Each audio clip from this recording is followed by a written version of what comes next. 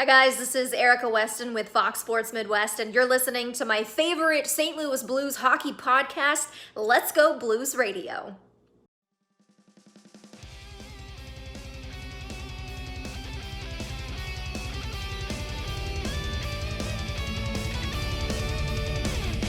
Hi there, everyone. I'm Haley Wickenheiser, and this is Let's Go Blues Radio, Past to the Future.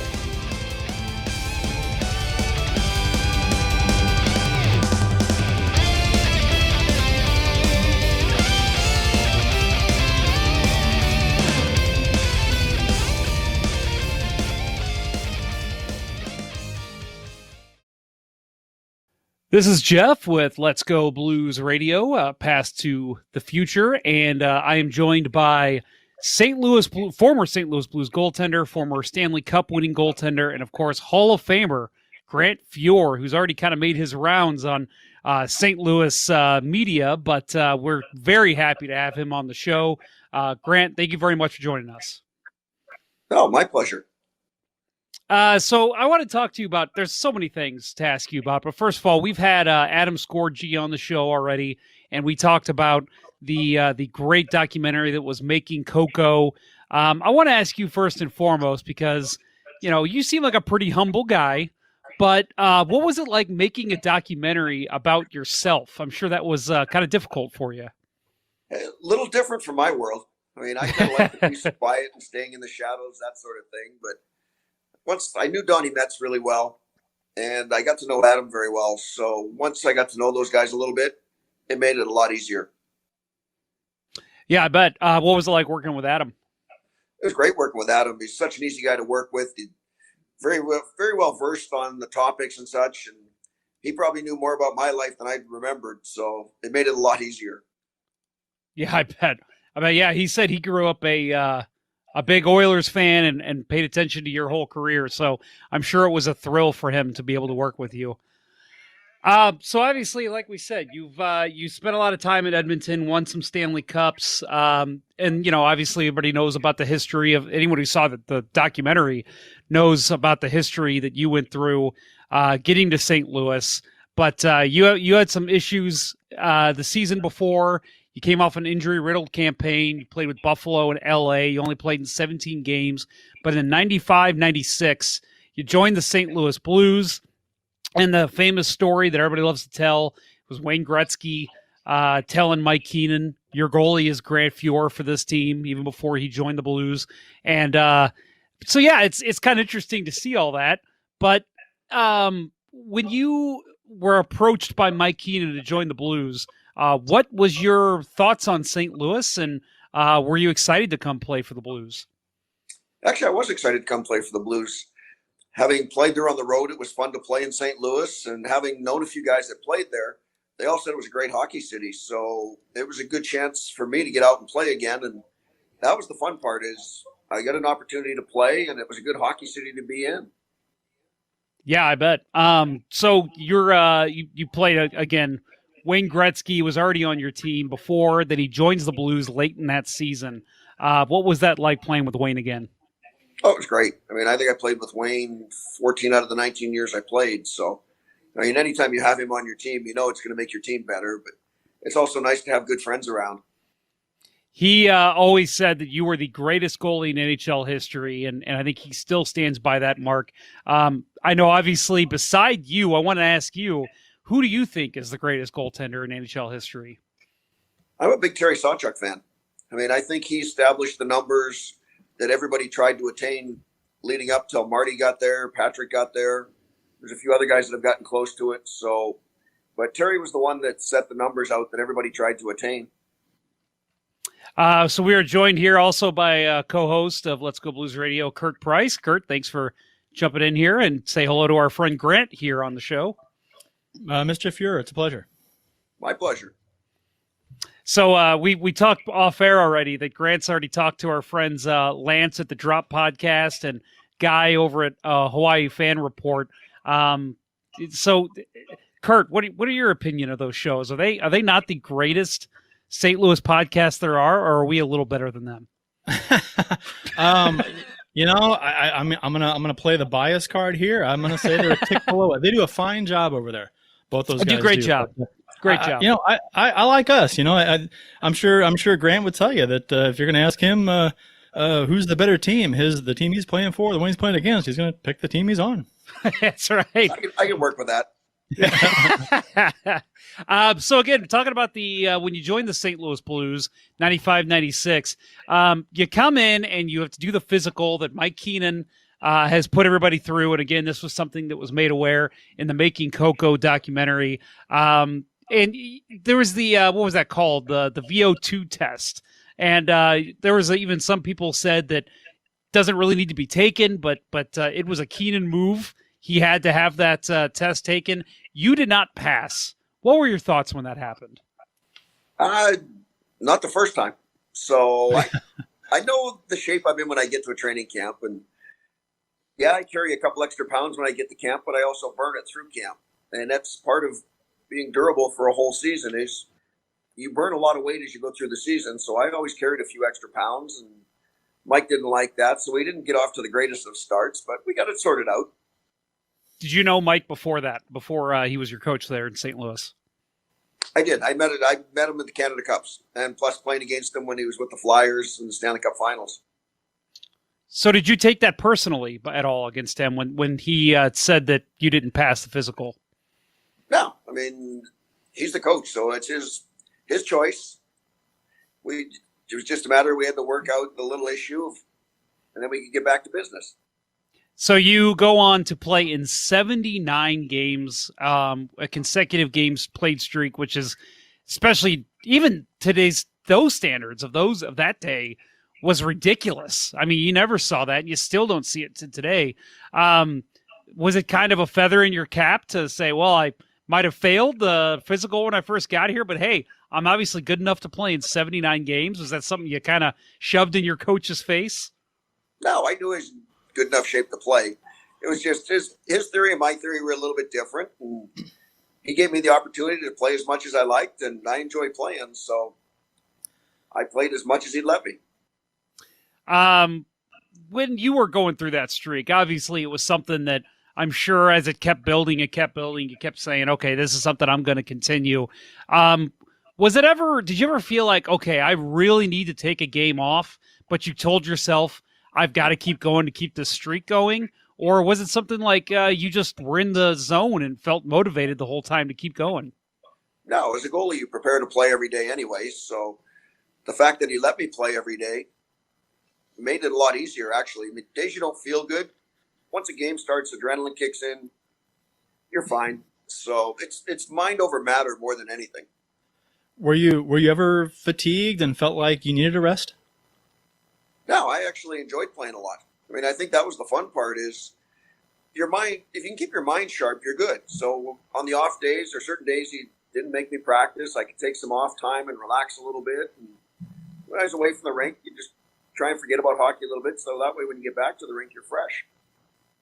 So you played on that team, but also a little further after that, behind Chris Pronger and Al MacInnis, two guys that we talk about a lot on this show as just being the best defensive duo that we've ever seen. Is that the best defensive duo you've ever played with, or is there a couple from the Edmonton team that you can remember? Probably the most talented duo I've played with, but I've played with some good defensemen over the years from different teams too. I mean, you look at Kevin Lowe and Lee Fogelin, different style of defenseman, but a phenomenal pair. You look at Paul Coffey, Charlie Huddy, another phenomenal pair. So I had some good defensemen in front of me. So why, but the 96 team, obviously, talking about the Gretzky, Hull, MacInnis, Pronger, just a ridiculous team again. And then you go out in the first round. Everybody knows the story. Again, something we love to complain about here with Nick Kypreos. When you first went out, and we talked to Adam Scorgi about this, how you insisted to get Kypreos on the Making Coco documentary, which we found to be crazy, because that seems like something that you probably want to still hold against him. What are your thoughts on him taking you out there in that series? Well, you know, over the years, playing in the playoffs, guys fall on you all the time. I mean, I'll bet you in all the years leading up to that, every playoff round, somebody fell on you at least 8 or 10 times, and nothing had ever happened. So the fact that he fell on me isn't anything different than happens in the playoffs, even today. It still happens. It's just unfortunate. I had a leg in a bad spot, and it got caught that way. Did he do it on purpose, or did Pronger push him into you? No, he fell on me on purpose, but that happens all the time. So I know Pronger caught a lot of flack for a lot of people were complaining that he checked him into you, but obviously the replay shows that Pronger checks him one way and he dives another. Yeah. Pronger gets a lot of heat for that. So again, I told you before we got started here, we've already had Noodles, Jamie McLennan, on the show, and he verified this story and told the kind of folklore tale of it. But Game 7 against Phoenix, 1999, Round 1, it was said that this was when the Blues were down 3-1 in the series. You guys came back, Game 7 in Phoenix. Jim Schoenfeld, the head coach of Phoenix, guaranteed a victory. It was said that you said, just get me one. Just get me one goal, guys. That's all I need. What made you so confident in yourself to be able to do that? It's confidence in our team. I mean, we had a good hockey team, so you have to be confident in yourself, and that's part of being a good goalie. So I have faith in myself, but I had faith in the guys too, and you're just trying to make them relax and go out and play. So what were your thoughts? Okay, so you had fulfilled your end of the bargain with shutting them down. We don't normally try and pick 1-0. but the Blues had not scored at the end of regulation, so you're like, "Come on, guys, I'm keeping up my end. Let's go." Well, it was fun playing in that series because Nicky Habibulin played really well for Phoenix. Mm-hmm. So it's just one of those things. You don't really ever predict 1-0, especially in the playoffs, or especially in games I play in. That's for sure. But I was living in an apartment complex at the time, and I think I woke up the entire apartment complex after Turgeon scored, and it was pretty fun. It's a very memorable performance. Yep. It was a fun game to play in. Does that rank when you look back? And I'm sure there's plenty that you can think of. Obviously, cup clinching games and round clinching games. Does that rank up there with, you think, one of your best performances in net? That was a good one. The game 1 of the '84 final was good. They both were 1-0 games, so along the way you didn't make any mistakes, so that's never a bad thing. But over the years, there's so many good playoff games. The Canada Cup was a lot of fun. The 6-5, 6-5, 6-5, those were all good games, even though you give up a bunch of goals. So it's all just a little different. You mentioned Nikolai Habibulin across the crease, a great goalie, obviously. You played against some great goalies in your time. Patrick Waugh, Martin Brodeur. Who was the best you think you ever played against? Best I played, well, I get lucky enough to play against Tony Esposito my first year, so I'm kind of partial to Tony. Yeah. But I would say probably Marty Brodeur and Patrick were the next two best. Then Dominik Hasek. I would throw Dom right up there with those two. It's funny when we talk about the greatest goalies of all time. For some reason, it seems like Hasek slips through the cracks for a lot of people. But, man, was it 6 Vezina trophies? That's impressive.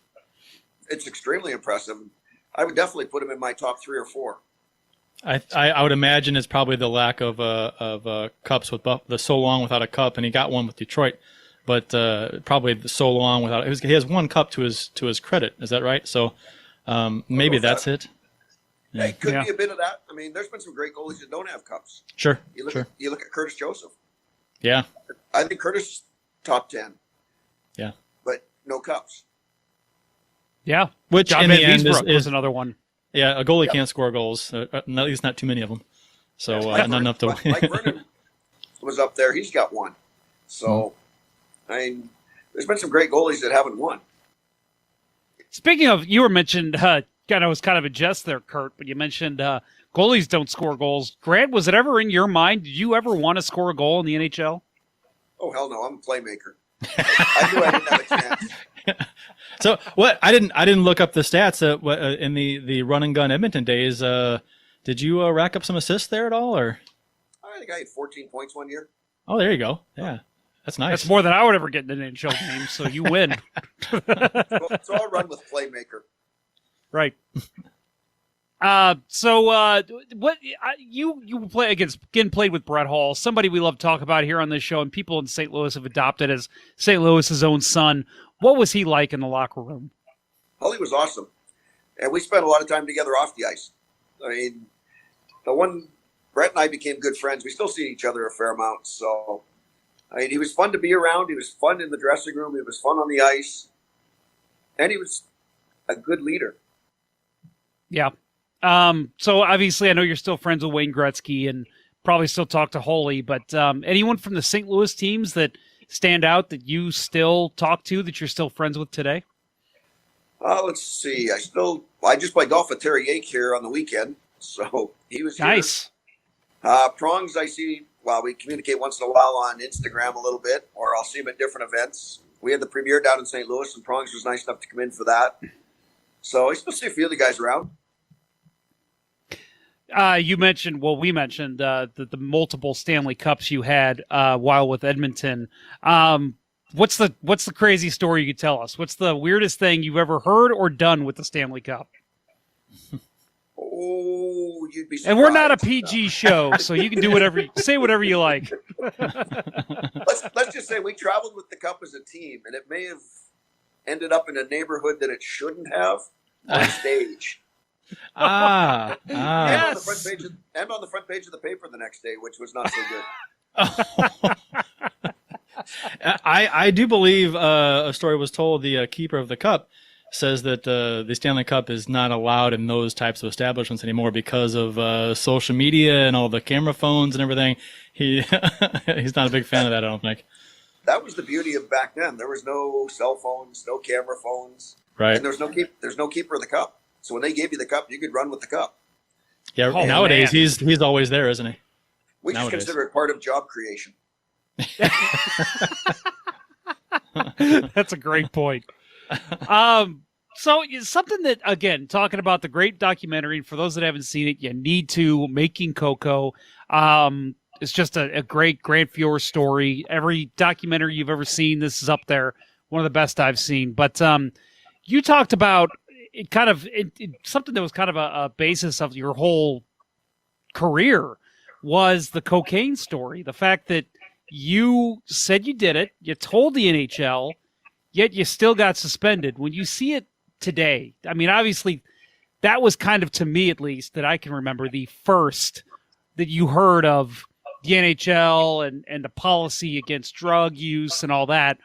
But when you went to the NHL, were you expecting to get help? I mean, obviously, they took it in a way that I think none of us would expect them to take it today. Actually, I'd gone and got help before the NHL ever knew. So what happened was my ex-wife and a reporter had become friends, and somehow they were going to release the story. So fine, we went, let the NHL know, okay, hey, this is going to happen. And they said, well, we're not here to help players. We're here to punish them. So oh, my Lord. We went down to Toronto for a hearing, sat through the hearing, which in my opinion was kind of a waste of time. They already had predetermined what was going to happen. And yeah, a little surprising. I mean, there's a couple of players that had been suspended for it before, but I think a certain Maple Leaf got 7 games. So we weren't really worried about it. But yeah, I was a little surprised we got a year for it. Do you feel like you were made an example of at all? Like they were trying to make a point or something? Well, they're definitely making a point. I mean, they didn't have a policy at that time. And they were there to let players know that they weren't there to help them. So, if anything, it probably set things back. Instead of having a firm drug policy, what they did was they just let players know that, hey, we're not going to help you. We're going to punish you. So it drove some guys underground. My goodness. Yeah, that's probably not what you want. You want players coming forward and saying, hey, I've got a problem. I need help. So obviously in that time that you took off from the NHL, you cleaned yourself up, got sober. What did you do to stay in game shape, to be ready for the NHL when they came calling a year later? The Oilers were really good. They let me see the guys. Couldn't go to the rink or practice with the guys, but I still saw the guys all the time. And then they set it up at a gym where I could go to the gym, work out twice a day, but I couldn't skate. So all you do is just try and stay in shape until you were finally cleared to be able to practice again. Did you find your own rink in that time to go skate at? No, I never touched the gear. All I did was work out. So I came back, and practiced for probably about a week and then jumped right into games. Wow. Wow. That's crazy. You hear about how the NHL needs to have training camp for these players after the coronavirus scare, and just go talk to Grant. Just skate around for a week and you're good to go. What's funny, guys are in such good shape now. If you gave them a week or 10 days, they'd be ready to play. I think so too. NHL's taking a lot of precautions, but that's how it is. So you look at the NHL landscape nowadays. Obviously, goaltending has changed. Even in your time, it changed a ton. But right now, who impresses you in goal? Who's a goalie you see on the ice right now and say that is a hell of a hockey goaltender? Well, there's a lot of them, but Carey Price is still my favorite right now. I mean, I think Jordan Binnington's been good. I think in the future you're going to see Carter Hart's going to be good in Philly. I think he might be the best of the young guys right now. There's also there's been talks of this guy, is he the next Grant Fuhr? Is he the next Patrick Waugh? Is he the next Martin Brodeur? Especially talking about Carey Price. But I want to look at the style of the goaltenders. Do you see a goalie whose style might be comparable to yours back in the day? No, they're all a foot taller than I am now. I think the game transitioned for a little while where it became so defensive that goalies, all they had to do was take away the angles. And now that they've opened it up, taken away the hooking, holding, goalies are having to become more mobile again. So you're starting to see guys that aren't 6'5", 6'6", 6'7". You're starting to see the guys in that 6-foot range playing again. And you're starting to see the mobile goaltender again. So I think it's going to switch to where it's going to end up being a hybrid more than anything. What is the future of goaltending? I know there's been a lot of talks of Roberto Luongo once said that he would retire back when he was still playing if they made the nets bigger. There's talks they're going to continue to reduce the size of goalie pads. Just in your opinion, what do you see them doing next to increase scoring even more? Well, I think they've gone about it a little bit the wrong way. I mean, the reason we wore equipment so small is it was heavy. So if you want guys to shrink the equipment, all you do is put a little bit of weight back in it. I mean, a pair of pads now weighs, maybe 7 pounds at the most? Something like that, yeah. Ours were right around 20. So put a little bit of weight back in it. Guys will shrink it in a hurry. Well, and the material the pads were made of back in the day, didn't they soak up some of the water on the rink? Moisture. Yeah, right. So I don't think they do that anymore. Leather and horsehair. Yeah, right. Yeah. So again, just kind of talking about St. Louis a little bit. What was your favorite spot to hang out in when you were playing here? There was a little Italian restaurant in Chesterfield I used to go to. The name escapes me right now, but it was fabulous. That wherever Holly dragged us usually. That's usually how it went. Holly used to go over on the east side, though. I mean, across the river. That's where Holly was everywhere. I was going to say, I think Holly still goes to the east side. He's kind of the mayor. He knew where to take us. Yep. How often do you visit St. Louis? I try and get back at least once a year. And there's different things that have happened where I've been able to sneak back a little bit. So I try and at least get back once a year. Did you come back during the Stanley Cup run at all? I wasn't back for any of the games, but I was back for the raising of the banner. Oh, nice. I bet that was really cool to see. That was a lot of fun.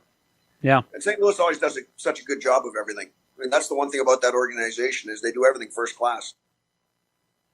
So we were pushing big advocates here on this show to get Chris Pronger's number 44 retired, and I asked you about him earlier. But as a goalie playing behind Chris Pronger, right as he was starting to kind of come into his own as an NHL superstar and future Hall of Famer, what do you think it means for him to be able to see his number retired in St. Louis? And I know you think it was, but tell us why you think it was deserved. I think if you watched him play every day, he's the consummate professional. I mean, Prongs, you knew what he was bringing to the rink every single day. Whether it be that little bit of bite, the finesse game, he had all the parts. And I think that was the great thing. That was the fun about playing behind him. That he could be a little serious once in a while, which we tried to ruin sometimes, but that was the fun part of playing with Chris. I think if the opposing fans hate you with a passion, you're doing something right. Yeah, and I think that was. And he accomplished that very well. Oh yeah. I was going to say, just ask Flames fans about some of those Oilers players, Marty McSorley, Kevin Lowe, right? Oh yeah. If the opposition hates you, you know you're doing something right. Right. So when you left St. Louis, you went to Calgary, and I always find that interesting, and that's something that eventually when we get Holy on here, we're going to have to ask him when he played for Detroit. But you had, obviously a lot of time passed between your time as an Oiler and then time as a Flame. But was it strange for you to don the Calgary Flames emblem instead of the Oilers emblem at the end of your career? It was a little bit different, but the Battle of Alberta had pretty much worn down a little bit. It wasn't a very big battle at that time. So, and my mom was from Calgary originally. So for me, it wasn't a bad thing. I mean, it gave me an opportunity to finish at home. Did you grow up a Flames fan? Oh, no. I was an Oiler fan. I grew up just outside Edmonton, and I watched the Oilers, the WHA, and watched them transition into the NHL. So, diehard Oiler fan. Still am. That's got to be a lot of fun to grow up as a diehard Oiler fan and then play for them and win cups for them and play very well for them. That's got to be pretty fantastic. You couldn't dream it any better. I mean, that's the fun part. I grew up in a little town called Spruce Grove just outside Edmonton. And as a kid, you dream of playing in the National Hockey League. And of course, everybody wants to play in their home city. So to actually have that happen and then have some success with it was phenomenal. Grant, I wanted to ask you about the Grant Fuhr. Was it the Grant? Sorry, I can't talk today. The Grant Fuhr Invitational, December 11th, 12th, and 13th in Palm Springs, California. It is a great golf tournament that's held yearly. What can you tell us about it? Well, we're going to raise a little money for the Betty Ford Center. I mean, I've lived down here in the Valley now for going on 8 years, so we wanted to raise some money that stays here in the Valley for a good cause, and that seemed like a very good cause to me. How could people sign up, attend? How does that work? If you go to the Grant Fuhr Celebrity Invitational on the internet, there's sign-up forms there and such. I mean, we're originally going to have it in April, but with the COVID and everything going on, we had to bump it to December. So there's still a couple of spots available. Well, being Palm Springs, you can kind of have it any time. So that's the beauty of your location that you chose. That's great. And then making cocoa, again, I've mentioned it a ton of times here on this show, but you may not even have the answer to this, and if not, it's fine. I'll make sure to add it at the end of our show when this goes live. But where can people find Making Cocoa? Let's see. As far as I know, it's on iTunes and Amazon Prime. And then after that, I'd have to ask Adam. Okay, that's fine. Now we'll find all the links and we'll post with the show as well. Curt, anything else for Mr. Fuhr? I think you have done a fine job of covering all the topics that need to be covered. Well, that's what I do. So, Grant, real quick, go ahead and tell people how they can maybe find you on social media and how they can interact with you. Let's see. Where am I? I'm at Grant Fuhr 31 on Instagram. I'm at Grant Fuhr on Twitter. Facebook, I've got Grant Fuhr 31 as a fan page. So I'm reasonably findable, and every now and then I'll sit on Twitter and answer questions and have some fun with it. Great. Well, Grant, this has been a absolute pleasure for Curt and I to be involved, and unfortunately our third co-host, Bill, who's a goalie himself, had to miss out on this, but this was a huge thrill for us. He is golfing. Yeah, we figured you would appreciate that reason for him missing this. I can fully appreciate that. All right, Grant, thank you very much for coming on the show today, and best of luck to you and everybody in the Grant Fuhr Invitational. My pleasure. Take care, guys. Thanks, Grant.